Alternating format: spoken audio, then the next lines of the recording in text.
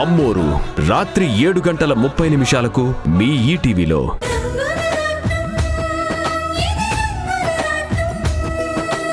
వాళ్ళిద్దరూ బయటికి వెళ్లారు అంటే మనకు సగం ప్రాబ్లం సాల్వ్ అయిపోయినట్టే. ఆ రాణిని రాధాకృష్ణని మోసం చేయడం పెద్ద కష్టమైన విషయం కాదు. అప్పుడు సిమెంట్ ఫ్యాక్టరీ ఏంటి డాడ్? మొత్తం ఆస్తంతా మీ చేతికొచ్చేస్తుంది. మీకు చేసిన అవమానాలకి ఆ కుటుంబాన్ని బికార్ని చేసి నిలబెడతాను. అయితే ఇంకెందుకమ్మా ఆలస్యం? పద, వెళ్ళి మీ ఆయన బ్రెయిన్ వాష్ చేసే పని మొదలు పెడదాం. మూవ్. Yes, Dad.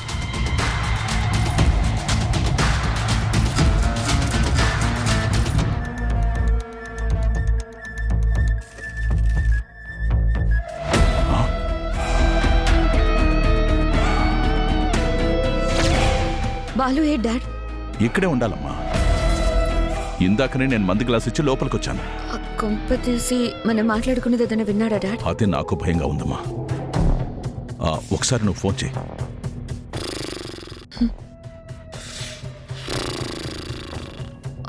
బాలు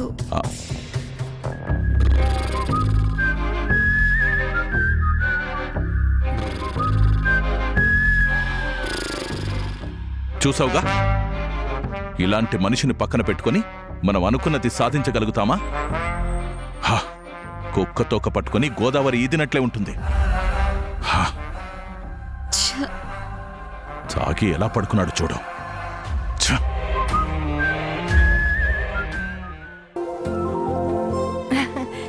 రాము, మీకోసం ఎదురు చూస్తున్నాన్రా.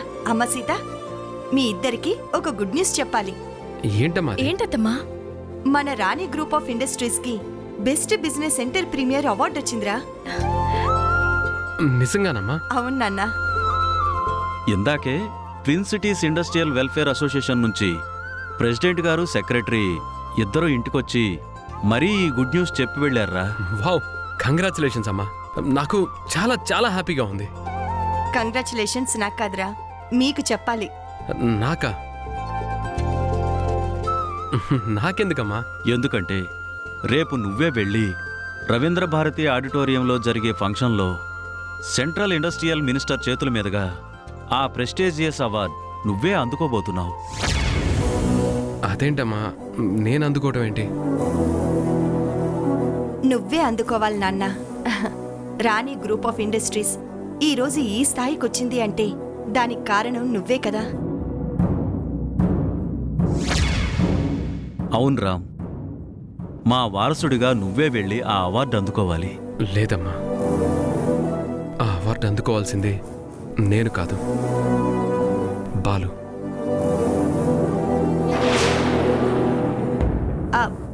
బాలు ఇప్పుడు ఛార్జ్ తీసుకున్నాడు. ఇన్ని రోజులు కంపెనీ కోసం కష్టపడింది నువ్వు. నీ వల్లే రాణి గ్రూప్ ఆఫ్ ఇండస్ట్రీస్ కి ఈ రోజు ఈ అవార్డు దక్కింది నాన్న. నువ్వు లేకపోతే ఈ కంపెనీ లేదు, ఈ అభివృద్ధే లేదురా. ఇది కేవలం నీ కష్టమే రామ్. ఆ అవార్డు నువ్వే తీసుకోవాలి. దయచేసి నా మాట విని బాలుని ఆ ఫంక్షన్కి పంపించండి. నీకెలా చెప్తే అర్థం అవుతుందిరా? ఆ అవార్డుని మా వారసుడిగా నువ్వే అందుకోవాలి. నేను మీ ఇంటి వారసుని కాదు కదమ్మా.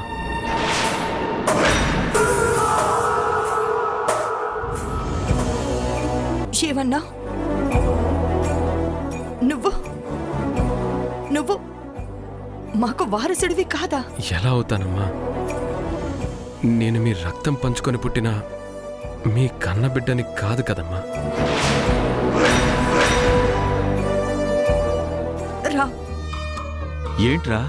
ఏంట్రా మాటలు? నిన్నెప్పుడైనా మేము అలా వేరు చేసి చూసామా? ఎన్ని సంవత్సరాలలో ఎప్పుడైనా నీ విషయంలో మేము అలా ప్రవర్తించామా? అసలు నువ్వు మా కన్న బిడ్డవి కాదన్న విషయం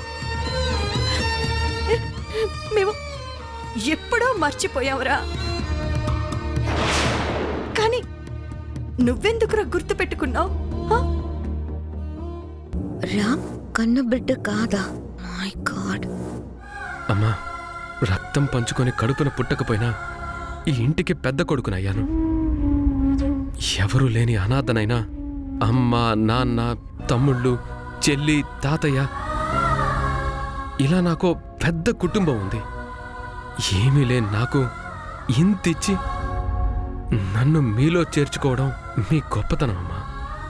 కానీ నేనెప్పుడూ నా స్థానాన్ని మర్చిపోనని చిన్నప్పుడే చెప్పాను. నేను ఆ మాట మీదే ఉంటాను. అంటే నువ్వు మాకు ఏమీ కావా? నువ్వు మాకు వారసుడివి కాదా? నేను మీ ప్రేమాభిమానాలకి వారసుండే కానీ ఆస్తిపాస్తులు కాదమ్మా.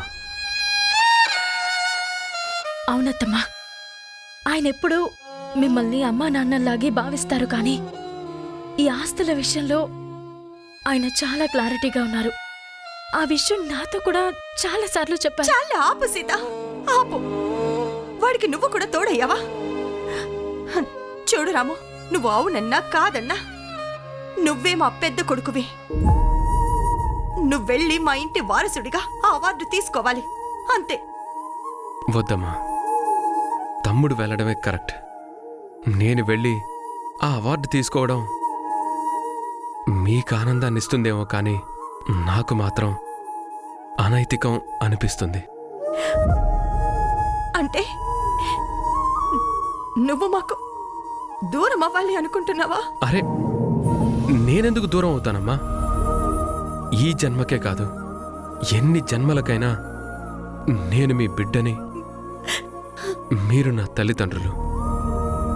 నా ప్రాణం పోతే తప్ప నేనెప్పటికీ మీకు దూరం కానమ్మా. మీతోనే ఉంటాను. ఇన్ని చెప్పేవాడివి ఎందుకురా మా మాట కాదంటావు? అమ్మా, ఏదైనా నేనంతా ఆలోచించాకే నిర్ణయాలు తీసుకున్నాను.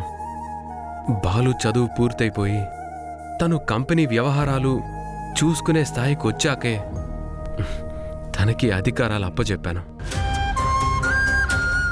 కంపెనీని కనిపెట్టుకునుంటూ బాలు ఎదగాలని నేను అక్కడే జాబ్ చేస్తున్నాను.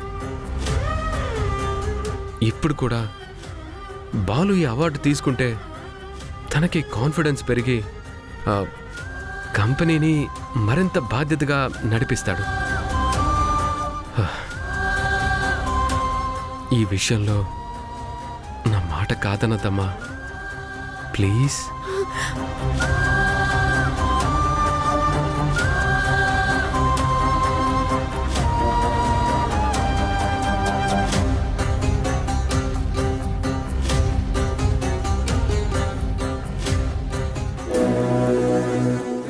దొరికారు. ఎక్కడ బ్లాస్ట్ చేయాలో అక్కడ బ్లాస్ట్ చేస్తా. ఎంత మోసం! రామి ఇంటికి పెద్ద కొడుకని ఇన్ని రోజులు అందరినీ ఎంత మోసం చేశారు. ఈ ఆస్తికి తను కూడా వారసుడని బాధపడ్డాను. ఇప్పుడు ఆదిత్య, అమూల్య ఇద్దరు బయటికి వెళ్ళిపోయారు. ఇక ఈ ఆస్తి మొత్తానికి నా భర్తే వారసుడు. అసలు ఎన్ని రోజులు ఎందుకు ఈ నిజాన్ని బయట పెట్టకుండా ఆపారో అత్తయ్యని, మావయ్యని నిలదీసి అడగాలి.